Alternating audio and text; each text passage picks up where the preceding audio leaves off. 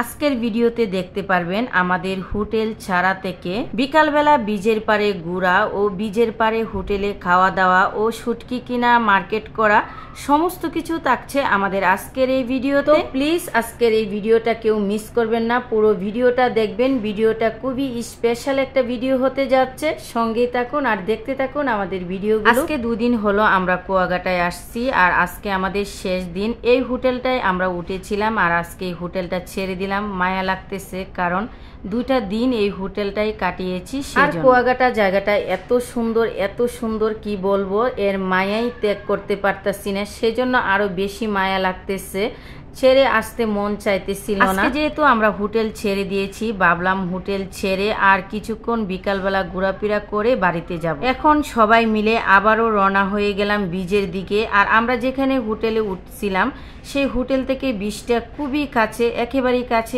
এই যে দেখেন, এটা আমাদের হোটেল আর ওইটা হচ্ছে বীজ, একেবারেই কাছে। হোটেল থেকে বীজের সবকিছুই দেখা যায় আর অনেক সুন্দর একটা দৃশ্য দেখা যায়। এত রৌদ্র ছিল, আমার পায়ের নিচে যে বালুগুলা দেখতেছেন, এই বালুগুলা এত গরম ছিল। আমাদের পায়ে জুতা ছিল, তবুও পা যেন একবারে গরম হয়ে আসছিল। দেখেন বিকালবেলার দৃশ্যটা যেন আরো মনোমুগ্ধকর, তাই না? সত্যি প্রকৃতির সৌন্দর্য যেন বড় মায়াবী, ঠিক না? আমি যতই বীজের কাছে যাইতেছিলাম ততই মন চাইতেছিল আবারও যেন ডুবে গোসল করি। এখনো অনেক মানুষ গোসল করতেছে। আর এদিকে দেখেন, বীজে এসে আমি দুইটা মাছ ধরে ফেললাম। যদিও এই মাছগুলা নাকি খাওয়া যায় না, খাইলে মানুষ মারা যায়। মাছগুলা দেখতে ঠিক পুটকা মাছের মতো, অনেক সুন্দর লাগতেছিল মাছগুলা। দেখেন, একটা আমার ছেলে ধরছিল আর একটা আমি ধরছিলাম, কিন্তু আমার কাছে জিনিসটা অদ্ভুত একটা সৌন্দর্য কাজ করছে, কারণ সাগরে এসে মাছ ধরছি। মাছ তো ধরলাম, কিন্তু সেই মাছ খাওয়া যাবে না। শুনলাম এই মাছ খেলে নাকি মানুষ মারা যায়, সেজন্য ভাবলাম মাছগুলাকে আবার ছেড়ে দিব। সিফাতের আব্বু বলতেছে এই যে জোয়ারে ছেড়ে দাও।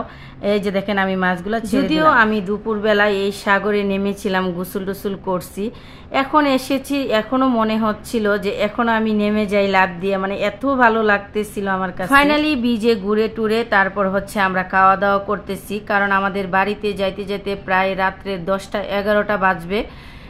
ততক্ষণ আমাদের অনেক খিদা লেগে যাবে, এই জন্য আমরা বিকালবেলা একটু খেয়ে নিচ্ছিলাম। আর বীজের পাশে একবারে বালুর উপরে ছিল এই হোটেলটা। আমার কাছে হোটেলটা দেখে ভারী ইন্টারেস্টিং মনে হয়েছিল, কারণ হচ্ছিল এখানে বসে খাওয়ার মজাই আলাদা। সেজন্য আলহামদুলিল্লাহ অন্যান্য হোটেলের চেয়ে আমরা এখানে বেশি কিছু আইটেম দিয়ে খেয়েও অনেক কম টাকায় খেতে পারছিলাম। এটা যদি আগে জানতাম তাহলে আগামী 2 দিন যে আমরা এখানে ছিলাম আমি এই হোটেলেই খেতাম, কারণ এই হোটেলের মান অনেক ভালো ছিল ও দামও কম ছিল। যাই হোক আলহামদুলিল্লাহ। খাওয়া দাওয়া শেষ করে আমরা ঢুকে গেলাম শুটকির বাজারে। এই যে দেখেন কত পদের শুটকি, আহা আমার তো জিভে এখনই জল আসতেছে, কারণ আমি একজন শুটকি লাভার। সেজন্য শুটকি পছন্দ করে না এমন কোনো মানুষ খুঁজে পাওয়া যায় না। 100%-এর ভিতরে আমার মনে হয় 80% মানুষই শুটকি পছন্দ করে, যেমনটা আমি। আমার শুটকি হলে মাছ মাংস কিচ্ছুই লাগবে না, শুধু শুটকি খাবো। এখন সন্ধ্যার কিছু আগ মুহূর্ত, দৃশ্যটা দেখেন কত সুন্দর, কত মায়াবী, তাই না? তারপর আমরা চলে গেলাম আচার কেনার জন্য। এখানে বহু রকমের আচার আছে, কিন্তু এখানে একটা কথা বলে রাখি, সেটা হচ্ছে আচারের দাম ওনারা প্রচুর পরিমাণে বেশি চায়। যতই বেশি চাক না কেন ওনাদের সাথে দামাদামি করে আপনি অনেক কমে আনতে পারবেন, যেটা আমি আচার কিনে বুঝতে পেরেছি। ওনারা যেই প্যাকেটগুলো আমার কাছে 200 টাকা 180 টাকা করে চাইছিল, আমি পরবর্তীতে সেই আচারগুলাই 60 টাকা 70 টাকা 80 টাকা, তাহলে বুঝেন ওনারা কত দাম বেশি চায় মানুষের কাছে। যাই হোক আচার কিনা আমাদের শেষ। এখন এদিকে দেখেন জারবাতিগুলো আমার কাছে জাস্ট ওয়াও লাগতেছিল, তো কিনতে পারলাম না, দুঃখের বিষয়। এখন হচ্ছে আমাদের কেনাকাটি ফাইনালি অনেক কিছুই শেষ। এখন হচ্ছে আমরা কাপড়ের মার্কেটে যাব। এই যে দেখেন আচার কিনছি, এগুলো সব ছিল আচার শুধু, কিন্তু আমার ভাগ্যে বাড়িয়ে একটা আচারও জুটে না। এই পাশটা দিয়ে আবার দেখতেছিলাম শুটকির দোকান, তো আমি আবারও এখানে ঢুকলাম, কিন্তু দুঃখের বিষয় আমার টাকা টোকা সব পুরাই আইছিল, যে কারণে আমি শুটকিটা তেমন কিনতে পারি নাই। তারপরও দেখেও শান্তি না খাইতে পারি। যাই হোক দেখেন কত বড় এক একটা মাছ। ফাইনালি এখানে আমার লুকটা দেখেন কেমন দেখা যায়, জাস্ট ওয়াও লাগতেছিল, তাই না? জানি না কার কাছে কেমন লাগছে, কিন্তু আমার স্বামীটা বলতেছিল যে তোমাকে অনেক সুন্দর লাগতেছে টুপিটা পরে।